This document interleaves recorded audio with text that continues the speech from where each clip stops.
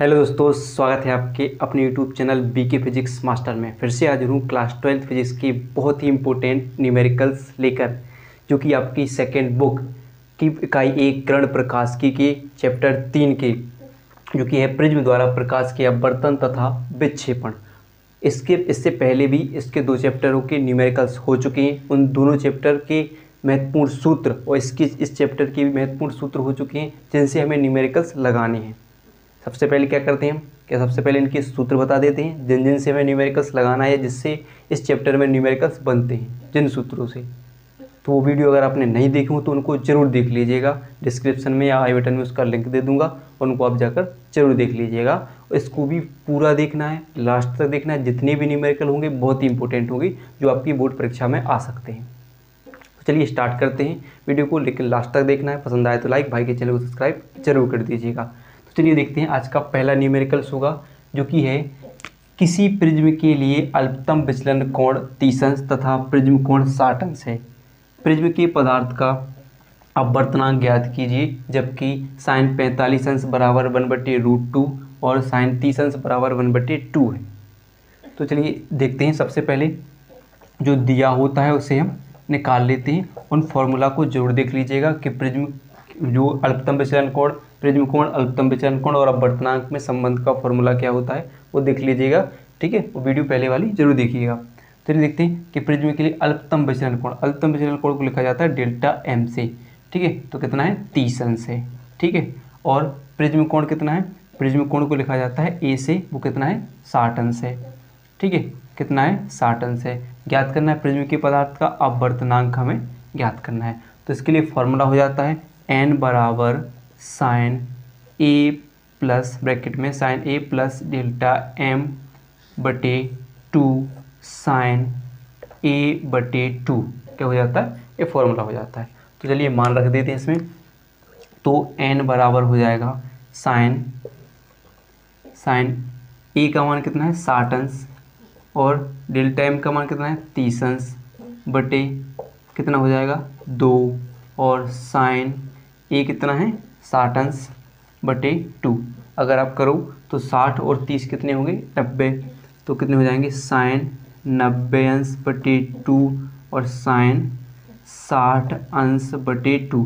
अगर हम काट लें तो 2 से 90 काटेंगे तो कितनी बार साइन 45 अंश बटे 2 से 60 काटेंगे तो कितनी बार 30 बार, तो साइन 30 अंश हो जाएगा, मान हो जाएंगे। तो हम पढ़ चुके कि यहाँ पर मान क्या होता है कि साइन 45 का मान कितना है 1/√2, तो हम रख दें कि 1/√2 बटे, और साइन 30 का क्या है 1/2।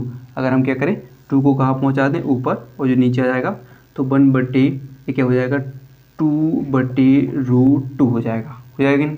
अब हमें क्या करना है, इस √2 को हटाना है। तो आपने परिमेयकरण सुना होगा, तो हर का परिमेयकरण कर देते हैं। तो परिमेयकरण करने पर √2 का गुणा ऊपर और √2 का गुणा नीचे। किसका परिमेयकरण किया, √2 का परिमेयकरण किया। तो क्या हो जाएगा आपका 2√2 और √2 कितना हो जाएगा 2√2 गुणा हो जाएगा, और √2 और √2 का गुणा हो जाएगा, कितना आ जाएगा 2 आ जाएगा। तो 2 आ जाएगा, 2 से 2 क्या हो जाएगा कैंसिल हो जाएगा, और आपका क्या बचेगा, केवल क्या बचेगा √2 बचेगा। यानी आपका अपवर्तनांक कितना आ जाएगा √2, और √2 का मान होता है 1.414 हो जाता है। तो n का मान आ जाएगा आपका 1.414, आपका आंसर आ जाएगा, अपवर्तनांक का मान आ जाएगा। तो ये हो जाएगा आपका पहला न्यूमेरिकल। ठीक है, तो चलिए अगला न्यूमेरिकल देख लेते हैं। जो कि होगा सेकंड न्यूमेरिकल, और बहुत ही इम्पोर्टेंट न्यूमेरिकल है। कई बार बोर्ड परीक्षा में पूछा जा चुका है, तो इसे ध्यान से देखना है, पूरा देखना है। ठीक है, तो देखिए, यदि प्रिज्म का कोण तथा न्यूनतम विचलन कोण बराबर हो तो प्रिज्म के पदार्थ का अपवर्तनांक ज्ञात कीजिए। यानी यहाँ पर बात कर रहे हैं, हल करना है हमें, तो हल करना है तो बात कर रहे हैं यहाँ पर प्रिज्म कोण क्या होता है आपका ए, वो किसके बराबर है, न्यूनतम विचलन कोण यानी डेल्टा एम के बराबर है। अब प्रिज्म कोण और न्यूनतम विचलन कोण तो जानते हो कि मान लो तो ये क्या होता है, ये क्या है प्रिज्म है, जहाँ पर ए बी सी क्या है, एक प्रिज्म है, जहाँ पर ए क्या होता है, यहाँ पर जो यहाँ पर बना कोण यानी अपवर्तक कोण किसे कहते हैं, इसे ही प्रिज्म कोण कहते हैं। तो यहाँ पर बने कोण को क्या बोलते हैं, प्रिज्म कोण कहते हैं। और दूसरी बात होगी, यहाँ प्रिज्म के क्या होते हैं, दो अपवर्तक पृष्ठ होते हैं, एक ए बी और ए सी क्या है, अपवर्तक पृष्ठ है। तो अगर हम इस पर कोई एक प्रकाश किरण डालते हैं तो ये तो आपको हो गया प्रिज्म कोण, जो भी बनेगा यहाँ पर कोण क्या होगा, प्रिज्म कोण होगा। और दूसरी बात, जब भी कोई अपवर्तक पृष्ठ ए बी पर कोई किरण की प्रकाश डालते हैं तो वो एक दिशा में क्यू आर दिशा में विचलित हो जाती है, कोई भी दिशा में अभिलंब की ओर झुककर क्यू आर दिशा में विचलित हो जाती है तथा वो आर एस दिशा में निर्गत हो जाती है। तो जो किरण पी क्यू किरण आपतित किरण थी और आर एस क्या होगी, निर्गत किरण। तो आपतित किरण को आगे की ओर तथा निर्गत किरण को पीछे की ओर मिलाने पर एक बिंदु डी पर मिलते हैं, जहाँ पर बना कोण क्या कहलाता है, विचलन कोण कहलाता है। तो प्रिज्म में क्या होते हैं, ये दो कोण बनते हैं, एक प्रिज्म कोण और एक न्यूनतम विचलन कोण होता है। तो न्यूनतम विचलन कोण कौन सा होता है, तो आपतित किरण तथा निर्गत किरण के बीच बनने वाले कोण को विचलन कोण कहते हैं। और प्रिज्म कोण कौन सा होता है, जो प्रिज्म के द्वारा प्रिज्मों के मध्य बने कोण को क्या बोलते हैं, प्रिज्म कोण कहते हैं। तो प्रिज्म कोण किसके बराबर है, न्यूनतम विचलन कोण के बराबर है। तो क्या निकाला है, प्रिज्म की पदार्थ का अपवर्तनांक, प्रिज्म की पदार्थ के अपवर्तनांक को म्यू से लिखते हैं, हमें इसको ज्ञात करना है। तो इसके लिए फॉर्मूला हो जाएगा आपका जो भी हमने पढ़ा, म्यू बराबर, इससे पहले वाले में वही सेम कि म्यू बराबर क्या हो जाएगा, साइन ए प्लस डेल्टा एम बटे टू क्या हो जाएगा, डेल्टा एम बटे टू और साइन ए बटे टू क्या हो जाएगा, साइन ए बटे टू हो जाएगा। चूँकि अब हम पढ़ चुके हैं, अब हमने फॉर्मूला में रखेंगे। तो म्यू बराबर हमने क्या भी हाल पढ़ा कि जो प्रिज्म कोण है वो न्यूनतम विचलन कोण के बराबर है। तो यहाँ पर क्या हो जाएगा आपका, जो ए प्लस प्रिज्म न्यूनतम विचलन कोण की जगह क्या लिखेंगे, हम ए लिख देते हैं। तो ए बटे क्या हो जाएगा, टू हो जाएगा। और इस सब के बटे में क्या हो जाएगा, साइन ए बटे टू हो जाएगा। चूँकि आप देखोगे टू ए और ए कितने हो जाएंगे, टू ए हो जाएंगे। तो म्यू बराबर कितने हो जाएंगे, साइन या लिख दो टू साइन ए हो जाएंगे, क्या हो जाएंगे, टू साइन ए हो जाएंगे बटे टू से टू कैंसिल हो जाएगा और यहाँ पर हो जाएगा साइन ए बटे टू। कितना हो जाएगा, टू से टू कैंसिल हो जाएगा तो आपका क्या बचेगा, सिर्फ क्या बचेगा आपका, तो म्यू बराबर क्या बचेगा आपका, साइन ए बटे टू बच जाएगा कि नहीं। इतना क्लियर है, इतना बच जाएगा। फिर देखिए यहाँ पर क्या होगा, एक फॉर्मूला होगा साइन ए बराबर क्या होता है कि साइन ए बराबर होता है टू साइन ए बटे टू इंटू कॉज ए बटे टू होता है, ये फॉर्मूला होता है। तो हम इसकी जगह पर लिख दें तो म्यू बराबर क्या हो जाएगा, टू साइन ए बटे टू इंटू कॉज ए बटे टू हो जाएगा। और बटे में क्या है आपका, साइन ए बटे टू है। तो साइन ए बटे टू से साइन ए बटे टू क्या हो जाएगा, कैंसिल हो जाएगा। ठीक है, हो जाएगा कि नहीं। और क्या हो जाएगा आपका, क्या बचेगा, म्यू बराबर क्या बचेगा आपका, टू कॉस ए बटे टू। और टू से टू कैंसिल हो जाएगा, यानी आंसर क्या आ जाएगा म्यू। आप चाहो तो सब क्या आप जब कैंसिल नहीं करो तब भी आपका क्या आ जाएगा, टू कॉस ए बटे टू आपका ये आंसर आ सकता है। अगर आप कैंसिल भी ना करो तो ये आपका आंसर आ जाएगा। चलिए तो नेक्स्ट देख लेते हैं, इसको करते हैं साफ। फिर देखिए तीसरा है 63 अंश कोण वाले प्रिज्म का पीले प्रकाश के लिए विचलन कोण 29 अंश है, तो आपतन कोण ज्ञात कीजिए। क्या ज्ञात करना है, आपतन कोण ज्ञात करना है। तो क्या हो जाएगा, यहाँ पर हल करते हैं तो दिया क्या है, प्रिज्म कोण यानी ए कितना दे रहे हैं, 63 अंश दे रहे हैं कि प्रिज्म का पीले प्रकाश के लिए विचलन कोण क्या हो जाएगा, 29 अंश।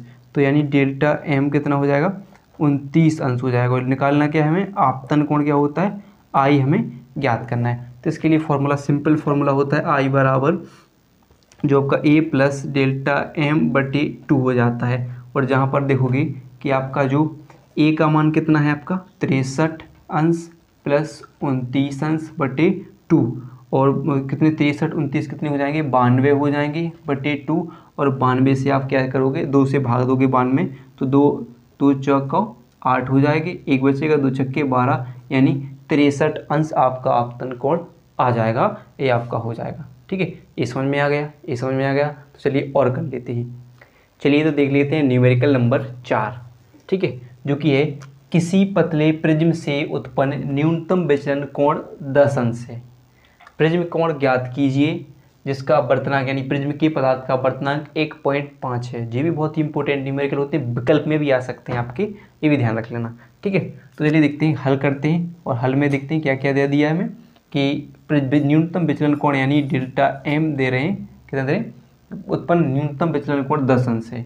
ठीक है, तो डेल्टा एम कितना दे रहे हैं, 10 अंश है। क्या ज्ञात करना है, प्रिज्म कोण यानी ए ज्ञात करना है। अपवर्तनांक कितना दे रहे हैं, 1.5 दे रहे हैं। तो इसके लिए फॉर्मूला हो जाता है न्यूनतम अल्पतम विचलन कोण के लिए, अल्पतम के लिए। ठीक है, जब भी बात करें देखो अल्पतम और न्यूनतम, तो अल्पतम विचलन कोण के लिए यानी न्यूनतम विचलन कोण के लिए तो क्या होगा, डेल्टा एम बराबर n-1 और a, ये भी फॉर्मूला हो जाता है। तो इसमें क्या होगा, हमें डेल्टा एम कितना दे रहा है, 10 दे रहे हैं, तो लिख दो बराबर n कितना दे रहे हैं, 1.5 माइनस 1 बराबर कितना हो, कितना हो जाएगा, a हो जाएगा। तो आप क्या करोगे, 10 अंश बराबर 1.5 से 1 जाएगा तो कितना बचेंगे, 0.5 गुणे क्या हो जाएगा, a। तो 0.5 को किसके नीचे पहुंचा, तो 10 के पास, क्योंकि हमें a निकालना है। तो क्या हो जाएगा आपका 10 अंश बटे क्या हो जाएगा 0.1 पॉइंट हटाओगे, नीचे के ऊपर क्या बढ़ जाएगा 0, यानी कितने हो जाएंगे 100। तो 5 से क्या काटेंगे 100, तो कितनी बार कट जाएगा आपका 20 बार। तो कितने अंश आ जाएगा, 20 अंश आपका ये आंसर हो जाएगा। ठीक है, ये आपका आंसर हो जाएगा। चलिए तो नेक्स्ट देख लेते हैं, जो कि है किसी पदार्थ में लाल, बैंगनी तथा पीले रंग के लिए अपवर्तनांक क्रमशः 1.52 यानी 52, 1.62 तथा 1.60 है।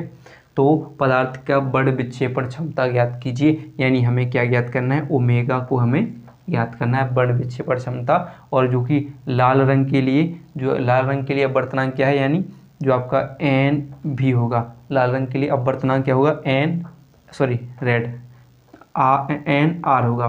तो क्या हो जाएगा, कितना है 1.52 है, तो कितना हो जाएगा 1.52 होगा। और बैंगनी के लिए एन भी कितना है, 1.62 है। और किसके लिए, पीले रंग के लिए क्या है, जो पीले रंग के लिए क्या है, एन बाई क्या है आपका, तो कितना है 1.60 है। तो ये मान दिए हुए हैं। तो ये बहुत इंपॉर्टेंट फॉर्मूला होता है ये भी, तो ध्यान रखना आपके लिए। तो ओमेगा बराबर क्या होता है, n b minus n r बटे एन बाई माइनस 1, ये फॉर्मूला हो जाता है, इसको ध्यान रखना आप।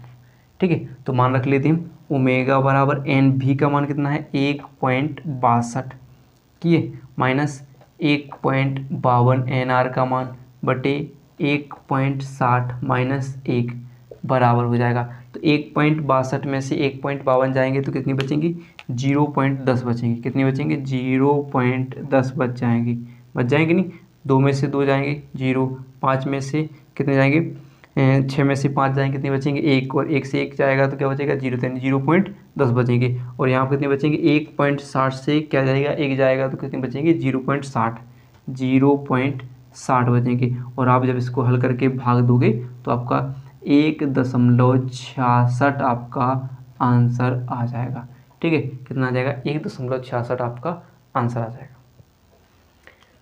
तो अगर आपको वीडियो पसंद आई हो तो वीडियो को लाइक और चैनल को सब्सक्राइब करना ना भूलिए।